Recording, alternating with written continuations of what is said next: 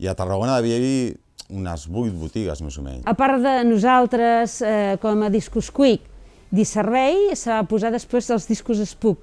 Però entremig se n'han anat posant més gent que n'han anat tancant. Els tres que hi ha ara, està cadascú molt especialitzat. No és el mateix un vinil que fa 32 per 32, que es pot obrir, que es pot mirar, té més gràcia que un CD. Busca una mica la col·lecció, la qualitat del so, que realment el so té alguna cosa especial. Hi ha una part que busca artistes molt concrets, Taylor Swift, Harry Styles, Louis Tomlinson, Billie Eilish són els guanyadors del Nadal, com si diguéssim, i després hi ha també jovent que és amant de la música clàssica. Des de David Bowie, Bob Dylan, Janis Joplin... Nois de 15 anys que no t'esperaries que tinguin aquesta cultura musical i, no obstant, la tenen. Beatles, Queen, AC/DC, el problema que fan és competència deslleial moltes vegades. De tant en tant rebenten preus i fan això el 3x2 o 50%, i clar, són coses que una botiga petita no la pot fer. Fidelitzar el teu client.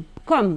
Amb un bon servei. No hi ha més secret. La història és, si Amazon està oferint un producte que és molt barat, doncs jo ofereixo un altre producte que és molt més xulo que el que ofereix Amazon i que Amazon no es troba. Una mica aquesta és la filosofia d'aquesta botiga. Ja no només el futur de les botigues de discos, jo crec que el futur del comerç local està basat a l'amor, per desgràcia. Jo crec que s'ha de resistir, si portem resistint un munt d'anys, és més, va més. El vinil va més.